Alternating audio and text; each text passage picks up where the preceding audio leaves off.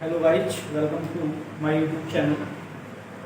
Today topic is Unit Light second chapter गोलीय पृष्ठों पर प्रकाश का अपवर्तन। ऑनलाइन और ऑफलाइन दोनों मोड में क्लास चल रही है।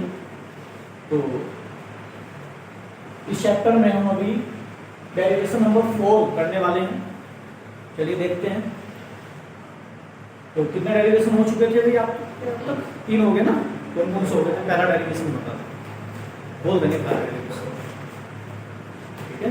किसी अपने गोलीय पृष्ठ का प्रकाश के अपवर्तन का सूत्र लिखिए। n/b - 1/u = n-1/r या चलिए ठीक है। दूसरा डेरिवेशन आप बोलिए कौन सा था? दूसरा वाला 1/f = n-1 और 1/r1 - 1/r। ठीक। तीसरा डेरिवेशन कौन सा था? तो कल ही कराया था आपको। जब n अपवर्तन वाले लेंस को किसी nl या अपवर्तन वाले द्रव्य सीधा सीधा ये कह सकते हैं कि जब किसी मतलब द्रव में हम किसी लेंस को डुबो लें तो उसकी फोकस दूरी का मतलब द्रव में लेंस की फोकस दूरी ज्ञात करना है ना। ये 3 डेरिवेशन थे।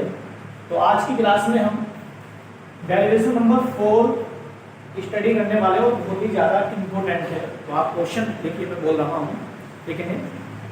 प्रकाश के अपवर्तन के लिए प्रकाश के अपवर्तन के लिए प्रकाश के अपवर्तन के लिए प्रकाश के अपवर्तन के लिए न्यूटन का सूत्र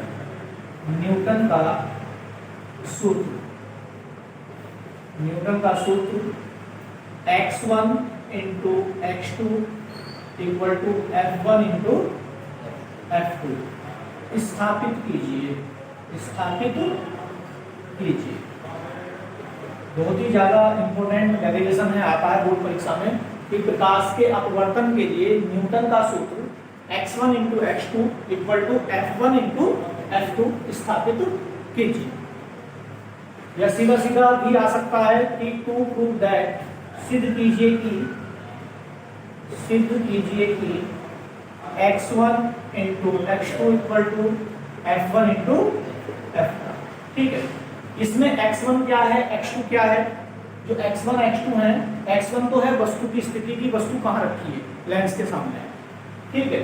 और ये जो x2 है, ये लेंस के द्वारा जो प्रतिबिंब बनता है लेंस के दाईं ओर, तो वो वाली स्थिति है कि हाँ इतनी दूरी पर x2 दूरी पर प्रतिबिंब बनेगा। और f1 और f2 क्या है? f1 प्रथम फोकस दूरी होती है और f2 द्वितीय फोकस दूरी होती है। ठीक है। तो शुरू करते हैं। बहुत ही अच्छा क्वेश्चन है, बोर्ड परीक्षा में आता है, तो थोड़ा ध्यान से आपको देखना है। जो लाइव देख रहे हैं स्क्रीनशॉट ले सकते हैं बीच बीच में। देखिए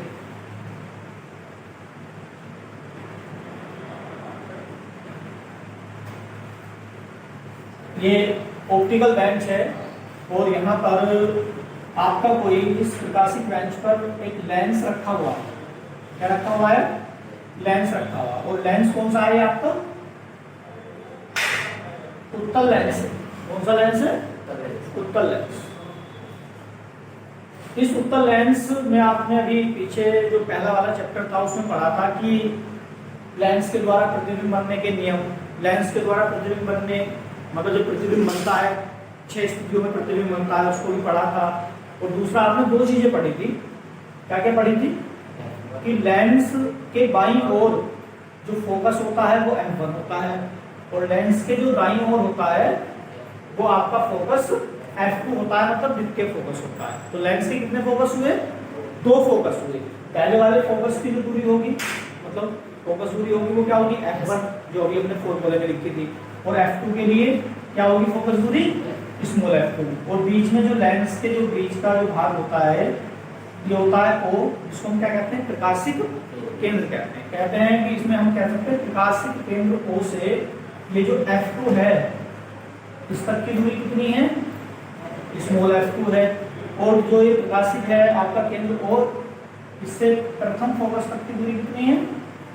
वो आपकी है F1। ठीक है, दूसरी बात ये है कि इस लेंस के बाईं ओर ये साइड कौन सी है, ये साइड कौन सी है, LHS बाईं ओर, बाईं साइड होगी, और ये कौन सी है, RHS दाईं ओर।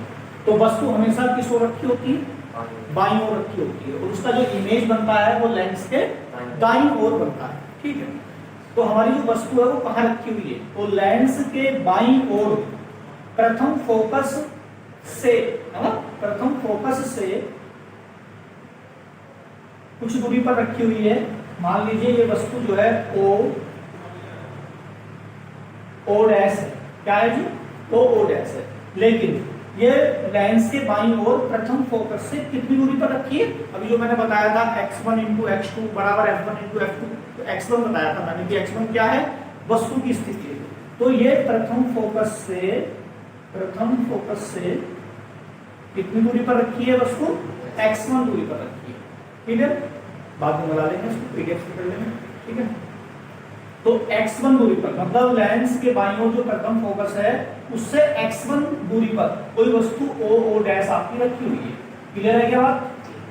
अगर हम कहें कि लेंस के प्रकाशित केंद्र से कितनी दूरी पर होगी, तो f1 + x1 होगी, टोटल दूरी लेनी पड़ेगी। ठीक है, लेकिन f1 का इसमें हम नहीं कहेंगे, हमें तो केवल इतना ध्यान रखना है कि प्रथम फोकस से x1 दूरी पर है वस्तु। ठीक, अब ये जब ये x1 दूरी पर है तो इसका इमेज भी भाई कोई ना कोई बनेगा, तो इमेज कितनी दूरी पर बनेगा, तो वो x2 होगी। तो कैसे बनेगा, आपने लेंस के द्वारा प्रतिबिंब बनने के नियम पढ़े हैं, तीन नियम होते हैं। तो जैसे पहली प्रकाश किरण क्या होती है, यदि कोई प्रकाश किरण मुख्य अक्ष के समांतर जाती है, क्या जाती है, अगर कोई भी प्रकाश किरण मुख्य अक्ष के क्या जाती है, समांतर जाती है, ये है आपकी मुख्य अक्ष, ये है मुख्य अक्ष। अगर कोई भी प्रकाश किरण मुख्य अक्ष के समांतर जाती है तो लेंस से अपवर्तित होने के पश्चात किससे होकर जाएगी, F2 से होकर जाती है ना, ये तो रूल होता है पता ही, ये जो है किससे होकर जाएगी, F2 से होकर चली जाती है। तो ये तो हमारा रूल है, इसमें तो कुछ कर नहीं सकते, सीधा सीधा लिखना।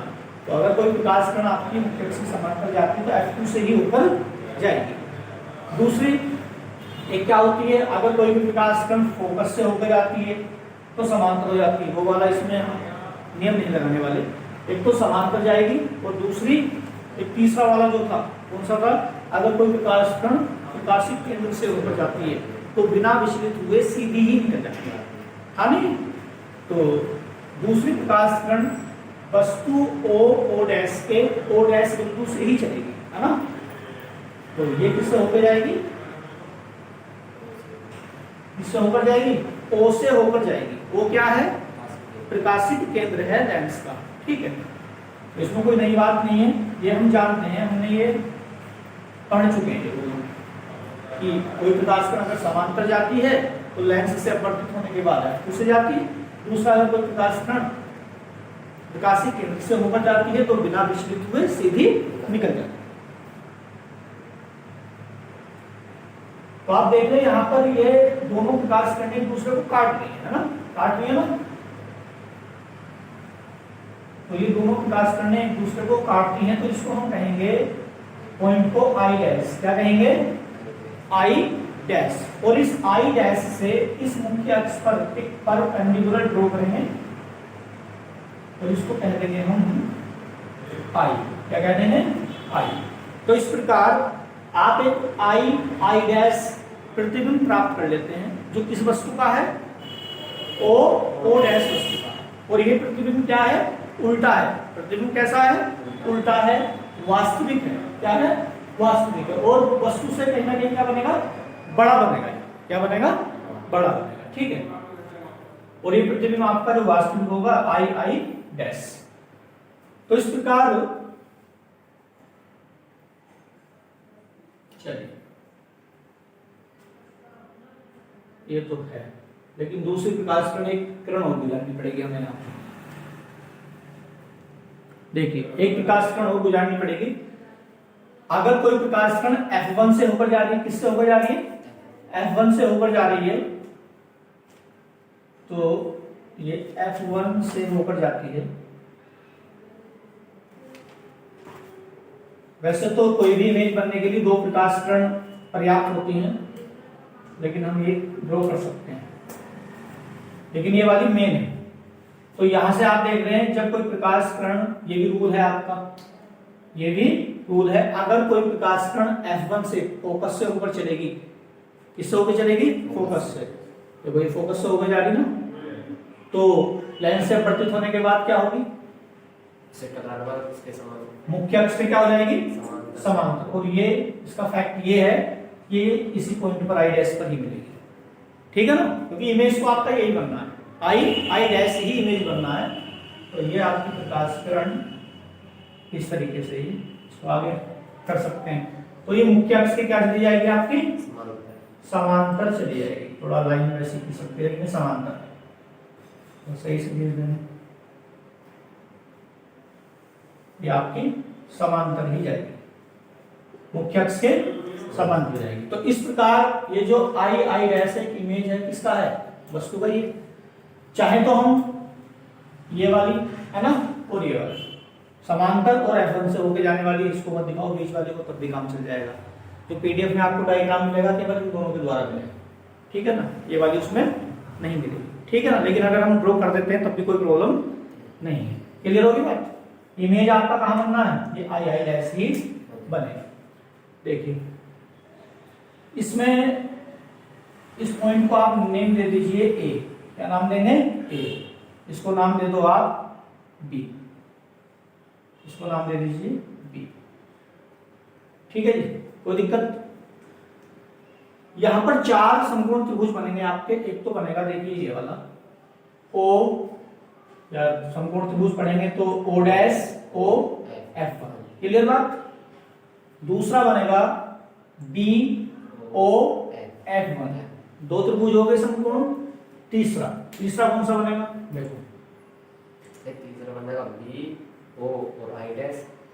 हाँ, तीसरा जो बनेगा कौन सा बनेगा? एक तो बनेगा, ये तो है, एक तो आई डैश आई F2 तो है, और एक बनेगा ये ए ओ F2 ऊपर वाला है, और एक बनेगा ये वाला, ठीक है। इधर बात। अब इसमें देखो सबसे बढ़िया बात ये है कि ये जो इसे ओ के नंबर सी दे दीजिए ना, क्योंकि यहाँ पर वैसे तो ऑप्टिकल सेंटर है, सी से भी नाम दे सकते हैं, ओ से भी, लेकिन सी दे दीजिए, ए बी सी हो जाएगा ना, C4 सेंटर। तो यहाँ पर देखिए ये जो BC है, ये जो BC है, ये किसके इक्वल है? इस आई डैश की लंबाई के इक्वल होगा, क्योंकि ये समांतर है ना प्रकाश किरण, इक्वल होगा। तो हम याद रख सकते हैं यहाँ कि ये जो VC है, VC इक्वल क्या है? आई डैश है। एक बात तो ये होगी। दूसरा ये जो AC है ना, ये AC है, ये किसके इक्वल होगा? ओ डैश के। तो दूसरी चीज यहाँ ये है कि ये जो AC है, ये ओ डैश के इक्वल होगा। तो कहने का मतलब ये है जहां BC है वहां आई डैश रख सकते हैं, या जहां AC आई तो ओ डैश रख लो, या ओ डैश आई तो AC रख सकते हैं ना। तो ये 2 बात ध्यान रखनी है। और ये चित्र जो बनेगा ये इतना बनकर तैयार है आपका। एक चीज रहेगी इसमें, क्या रहेगी कि जो ये इमेज बना है, ये वाला जो इमेज बना है आई डैश, तो ये जो दूरी हम कह रहे हैं x2 दूरी कह रहे हैं ना, तो वो कौन सी वाली होगी? ये होगी यहां से, ये वाली दूरी, यहीं पे नाम देता हूं मैं, ये तो यहां तक कोई नहीं है।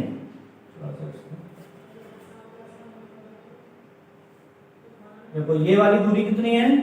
ये तो आपकी F2 है, और ये वाली दूरी क्या होगी इमेज तक की? ये दूरी होगी आपकी x2, ठीक। चाहे तो ये वाली लाइन आप यहां से रफ भी कर सकते हैं, क्यों? क्योंकि कंजेस्टेड जब हो जाता है तो फिर आपको कंफ्यूजन ना रहे। तो बाद में चाहे तो आप इसको, ये लाइन जो ऑप्टिकल सेंटर वाली है, इसको आप खत्म भी कर सकते हैं। तो मैंने समझाने की वजह से आपको बना दिया, स्थिति यही है। लेकिन कोई भी इमेज बनने के लिए 2 प्रकाश किरणों का होना जरूरी है। अब ये बिल्कुल यहाँ पर सही हो गया। अब आपको क्लियर पता चल जाएगा यहाँ से यहाँ तक, अगर डिस्टर्ब नहीं होगा। बताओ कोई परेशानी यहाँ तक है कितने में? तो ये x1 दूरी x1 दूरी पर वस्तु रखी है तो प्रतिबिंब कहाँ बनना है, x2 पर बनना है। और प्रथम फोकस दूरी f1 है, द्वितीय फोकस दूरी f2। ठीक है, बहुत ही सिंपल है। इसकी थ्योरी आप सभी पीडीएफ से लिखेंगे।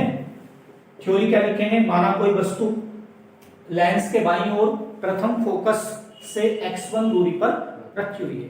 ठीक है, माना कोई वस्तु o डैश लेंस के बाईं ओर प्रथम फोकस से x1 दूरी पर रखी हुई है। ठीक है, और प्रकाशित केंद्र से प्रथम फोकस तक की दूरी जो है कितनी है, प्रथम फोकस दूरी f1 है, उसे हम f1 कह रहे हैं।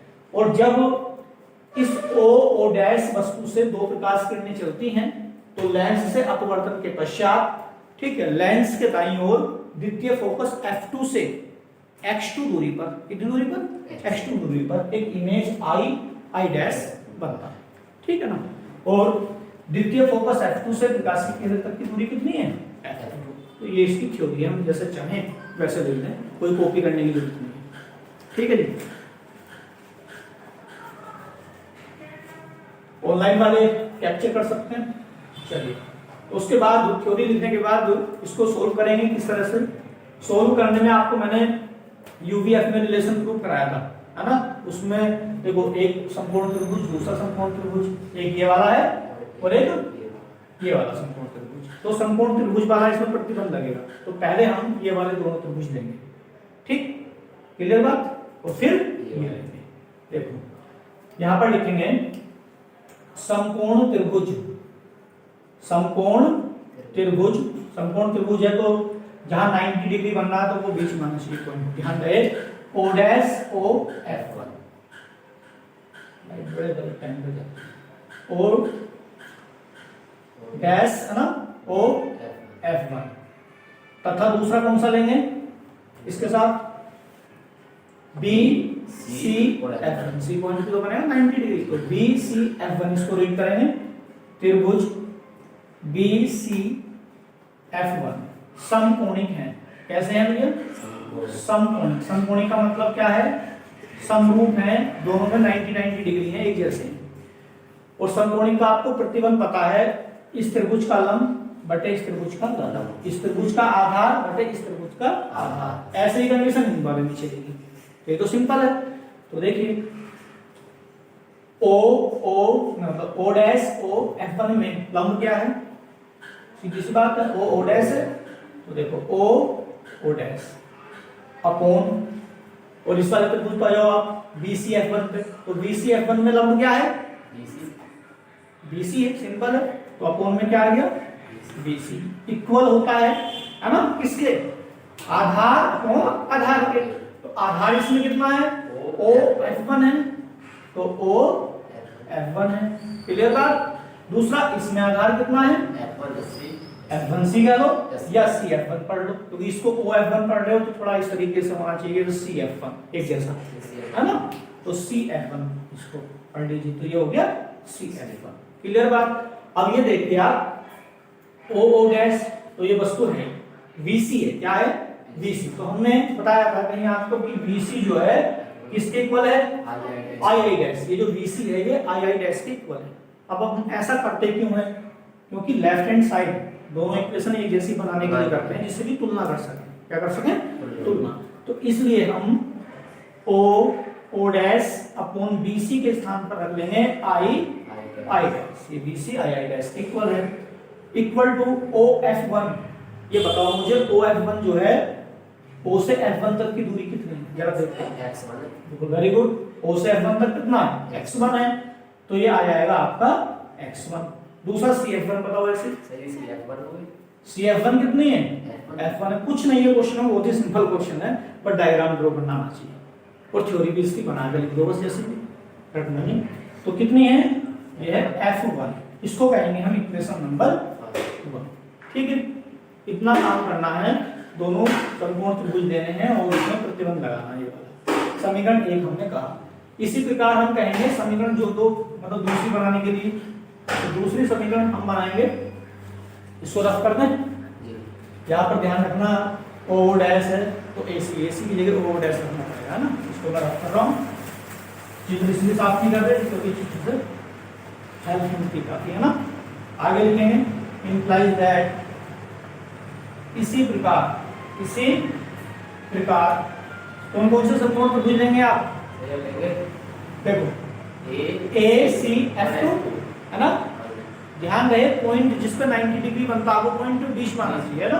तो त्रिभुज ए सी एफ टू तथा दूसरा कौन सा वाला लेंगे? I dash I F two लेंगे। दूसरा त्रिभुज लेंगे I dash I F two, भी क्या है? समकोणिक। क्या लिख देंगे? समकोणिक।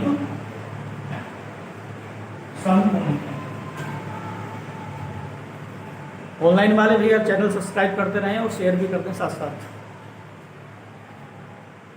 चलिए बताइए इसको, तो आप ही बताएं, है ना। क्या लिखें? ACF2 है, ACF2 में लंब और आई डैश एफ में लंब। बताइए लंब क्या लिखेंगे?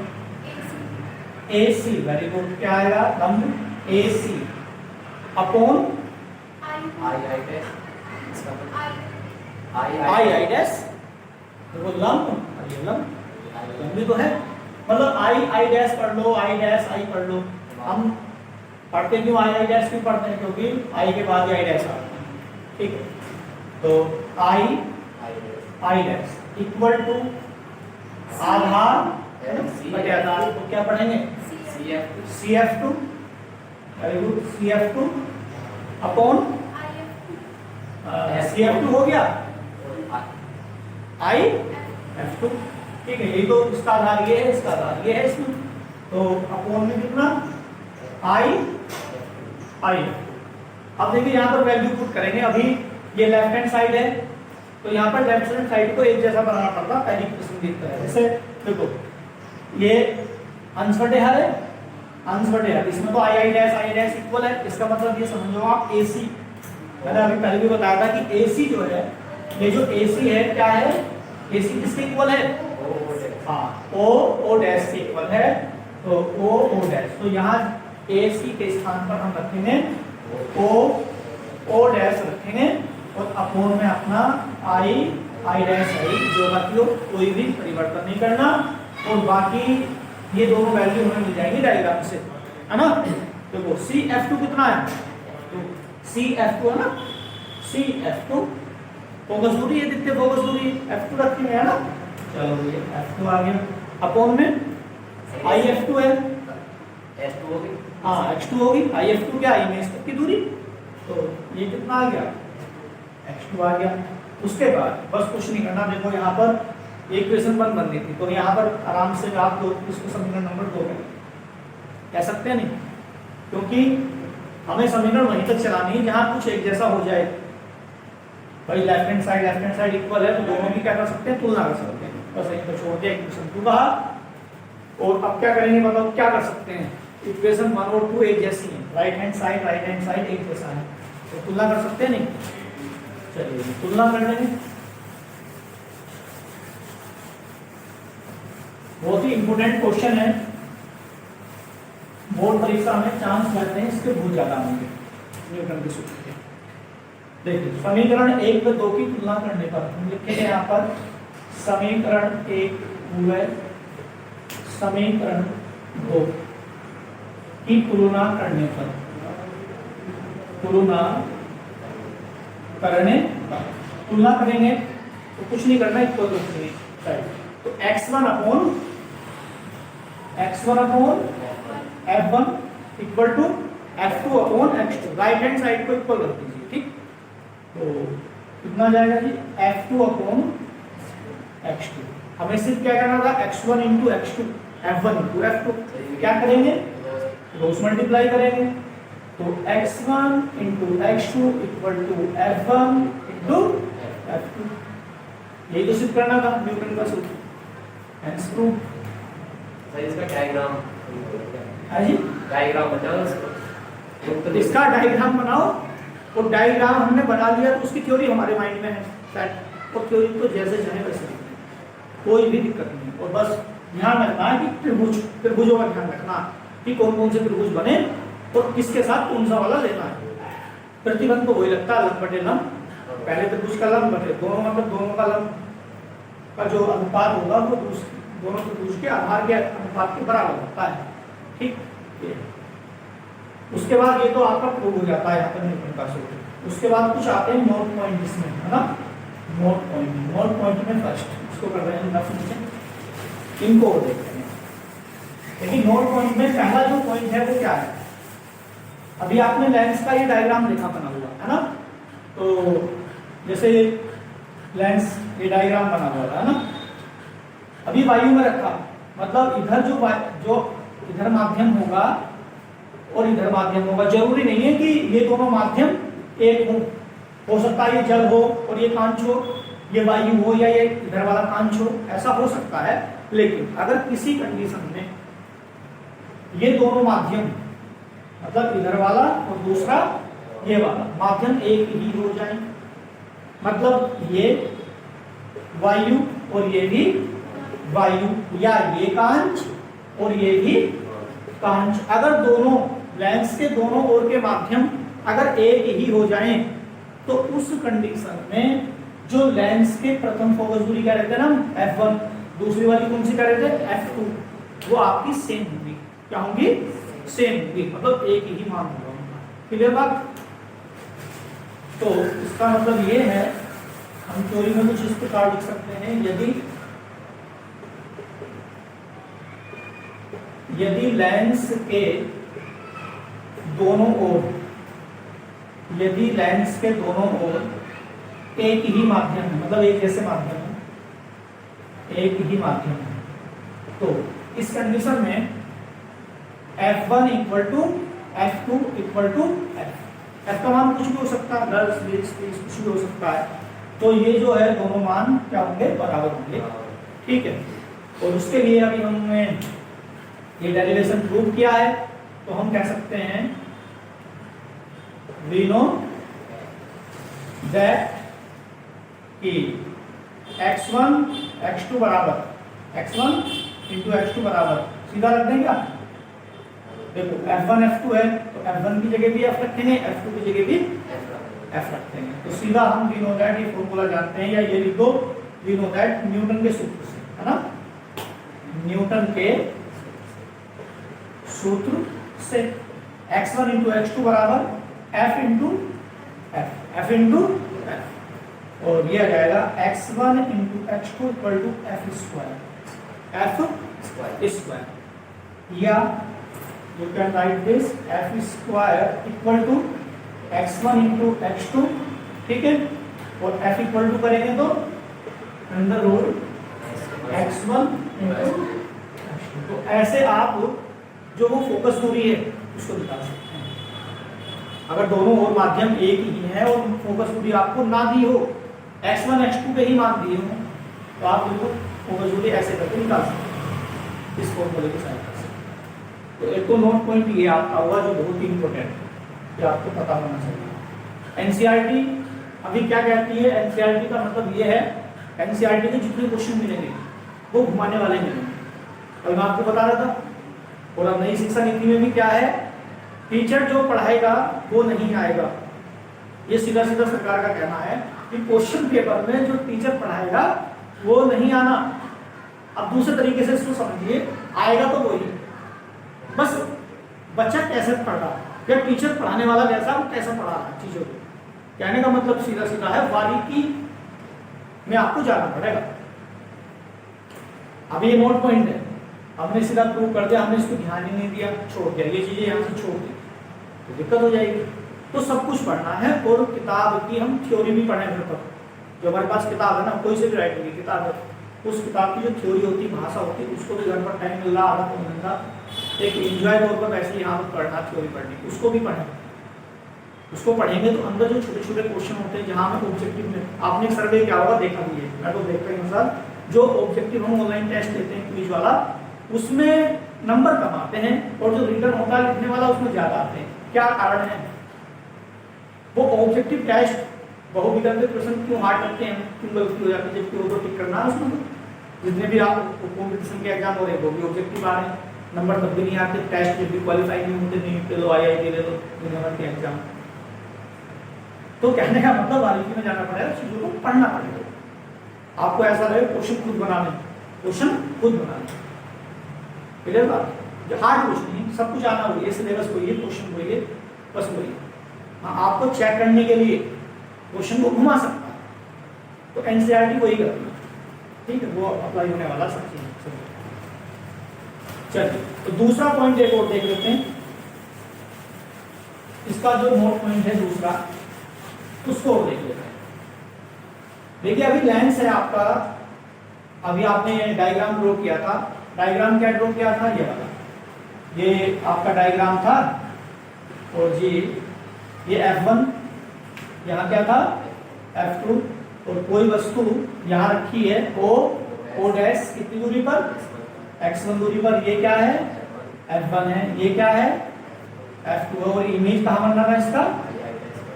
ये जो इमेज बनना था यहाँ आई डैश पर बनना था, x2 पर। ये तो चीज थी।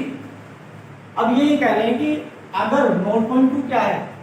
अगर वस्तु प्रथम फोकस F1 से आगे ना हो, मतलब x1 दूरी पर ना हो, तो कहाँ हो? F1 पर हो। ठीक है ना? कि अगर फोकस आपकी जो वस्तु है वो लेंस के बाईं ओर प्रथम फोकस F1 पर ही रखी हो, कहाँ रखी हो?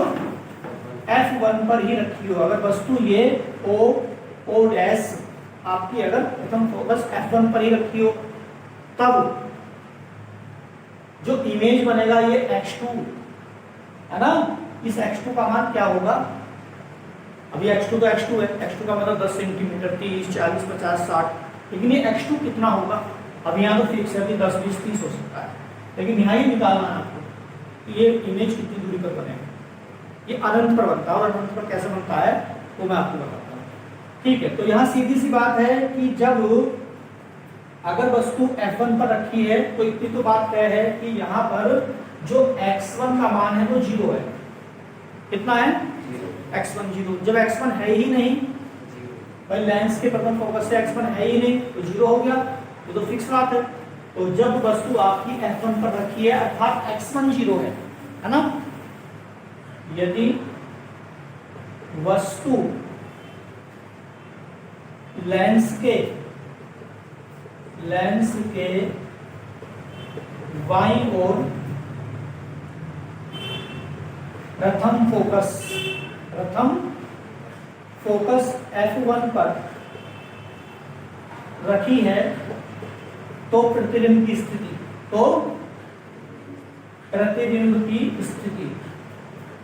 क्या होगी? मतलब प्रतिबिंब कहाँ बनेगा? तो प्रतिबिंब की स्थिति। क्लियर बात? We know that न्यूटन के सूत्र से x1 into x2 equal to F1 into F2। यहाँ पर एक छोटी सी कैलकुलेशन ऐसी आती है, वो कैलकुलेशन होती नहीं है आदत है सब। क्या है? जब x1 की जगह 0 रख देंगे, वो x2 का पूरा समीकरण 0 है। ठीक है, तो अगर हम x1 की वैल्यू यहाँ अगर ये 0 रख दें, इसको लिखने का तरीका है, अगर हम x1 यहाँ क्या रख दें? 0 रख दें। ये तो आपका नजरिया है कि आप इस तरीके से देख रहे हैं कि x1 अगर हम यहाँ 0 रख दें, 0 x2 F1 इंटू F2, तो ये तो 0 हो गया x2। अब कहेंगे कि मान तो x2 का निकालना था, x2 तो 0 हो गया। गलत बात है, ऐसा नहीं है ना। इसका मतलब ये है क्योंकि x2 को हमें निकालना, और x2 हमें निकालना है तो हम 0 करने से पहले उस वैल्यू को इधर अपन में लेके जाएंगे ना, तब जो इफेक्ट पड़ेगा उस x2 पर उसको देखना। पहले उसको 0 कर देंगे, वहां से थोड़ी कुछ निकलना है ना। अक्सर बच्चे यहाँ पर गलती कर देते हैं और इस पॉइंट को समझने में दिक्कत करते हैं क्या होता है ऐसे।